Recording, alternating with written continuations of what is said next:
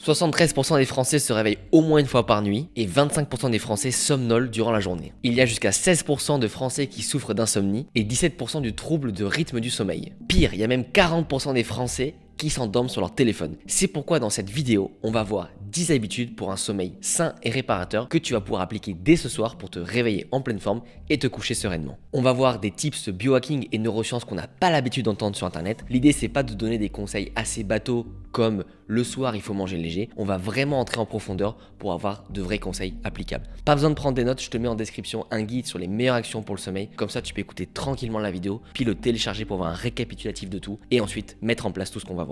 La première chose que tu dois savoir, c'est qu'on prépare le sommeil lors de l'éveil. En fait, ton corps naturellement va mettre 16 heures à se fatiguer. Donc quand tu te lèves à 7 heures, naturellement, vers 23 heures, il va se fatiguer. Le problème, c'est quand tu te lèves à 7 heures et que tu n'envoies pas les bons signaux à ton corps. Parce que si tu n'envoies pas les bons signaux d'éveil à ton corps et que tu le fais que vers 8h30, bah ton corps va compter ces 16 heures à partir des 8h30. C'est pour ça que dès que tu te réveilles, c'est hyper important d'envoyer des messages très clairs à ton corps pour lui faire comprendre que c'est l'heure de se réveiller. Et le matin, le corps il a besoin de manger des protéines et des lipides, de se réchauffer, d'où la douche chaude, et aussi de prendre la lumière du soleil pour indiquer à ton cerveau que c'est l'heure de se réveiller. C'est ce qu'on appelle le rythme circadien, l'horloge biologique du corps. La première chose à mettre en place pour avoir un sommeil au top, c'est d'avoir un éveil au top. La deuxième chose, c'est la nutrition. Et comme je t'ai dit, on va aller beaucoup plus en profondeur que simplement le soir, il faut manger comme un pauvre, comme le dit le dicton. En fait, le soir, il y a plusieurs choses qui changent. Premièrement, c'est à quelle heure tu manges par rapport à l'heure du coucher. Plus ton repas va être loin de l'heure du coucher, meilleur sera ton sommeil, parce que plus ton corps aura eu le temps de digérer. Et forcément, quand le corps ne digère pas, le sang peut aller ailleurs, et donc techniquement, il va pouvoir t'endormir plus rapidement. La quantité d'eau que tu bois le soir aussi va avoir un impact. Si tu bois 1 litre avant de te coucher, tu te doutes bien que ça va être compliqué de bien dormir parce que tu vas potentiellement te réveiller en pleine nuit pour aller aux toilettes. Mon petit tips, c'est le soir, mange du sel iodé, du vrai sel de mer, bon pour la santé. Et la plupart de tes apports en sel, fais-les le soir. Comme ça, tu vas faire de la rétention d'eau naturellement. Et donc, en fait, tu ne vas pas te réveiller en pleine nuit pour aller aux toilettes. Si tu bois de l'eau le soir, ou même si tu te fais des tisanes avec de la valériane ou de la mélisse pour le sommeil parce que ça aide beaucoup à dormir. De toute façon, je t'ai mis tout ça dans le guide. T'inquiète pas, tu auras toutes les références. Le soir aussi, ce qui est important de comprendre, c'est qu'il faut que tu manges plus de glucides que de protéines, que de lipides. Pour une raison très simple, c'est que lorsque tu digères des aliments, ton corps a ce qu'on appelle la thermogénèse. Il va dépenser des calories pour digérer les aliments. Plus les aliments sont durs à digérer, plus la thermogénèse sera élevée et plus la température corporelle sera chaude. Or, le soir, ton corps a besoin de se refroidir. Et les lipides font grandement augmenter la température corporelle, les protéines relativement, et les glucides beaucoup moins. En plus, le soir, les glucides aident à mieux dormir puisqu'ils vont sécréter de la sérotonine, une des hormones du bonheur, qui va être in fine convertie en mélatonine, l'hormone du sommeil. Et dernier petit tip sur la nutrition, tu as également aussi tous les compléments à prendre le soir, potentiellement le magnésium, la mélatonine, la rhodiola, l'ashwagandha. Tu sais quoi, je te mets en description un guide avec les 15 meilleurs compléments alimentaires pour la santé. Et t'inquiète pas, c'est pas parce que j'ai créé ma marque que je vais pas te donner les sites des concurrents chez lesquels je vais, parce que c'est important que tu puisses les prendre. Par contre, tu te débrouilles pour trouver les codes promo. La troisième habitude, c'est de réussir à mettre ton cerveau en mode off. Le matin, c'est important de le mettre en mode on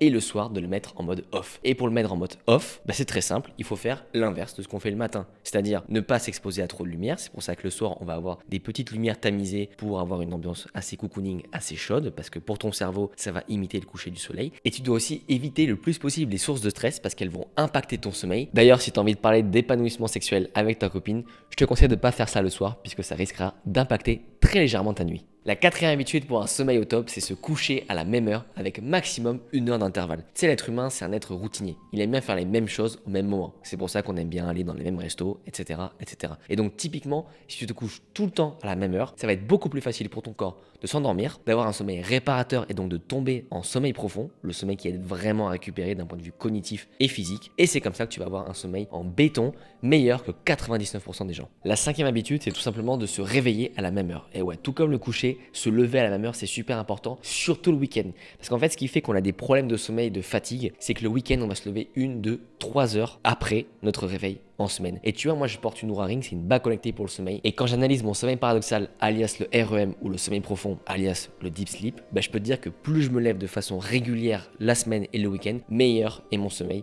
meilleur est mon état d'énergie, et plus simplement, je profite de la vie, puisque je suis plus en forme que la plupart des gens. Et pour vraiment insister sur ce point, j'ai mis en 6e point, avoir la même quantité de sommeil le week-end et la semaine. C'est important que tu comprennes qu'évidemment si tu as une semaine compliquée, tu dormes un petit peu plus le week-end, mais l'idée c'est pas de se dire tiens je vais rattraper tout mon sommeil le week-end, parce qu'en fait le sommeil ne se rattrape pas. C'est pas une dette que tu peux rembourser comme à la banque. Une fois que tu as dormi 6 heures et que ton corps avait besoin de 8 heures, c'est 2 heures perdues à tout jamais. Si tu fais 6 heures, puis 10 heures, puis 6 heures, puis 10 heures, pour ton corps, c'est pas vu comme 8 heures à chaque fois. C'est pourquoi le fait d'avoir clairement le même heure de coucher et le même heure de réveil en semaine et en week-end est un grand game changer, et c'est pas pour rien si les sportifs de haut niveau et tous les entrepreneurs à succès font ça tout le temps. La 7e habitude, c'est pas vraiment une habitude, c'est plus un conseil en or, c'est d'investir, s'il te plaît, sur un matelas de qualité. Tu vas passer un tiers de ta vie à dormir. Donc si tu meurs, et je te le souhaite, à 100 ans, tu auras passé presque 35 ans à dormir. Et tu vois, la même énergie que tu prends pour choisir la femme de ta vie, et bah tu dois la prendre aussi pour choisir le matelas de tes rêves. C'est super important d'avoir un bon matelas. Un bon matelas, c'est un matelas qui est dur, mais pas trop,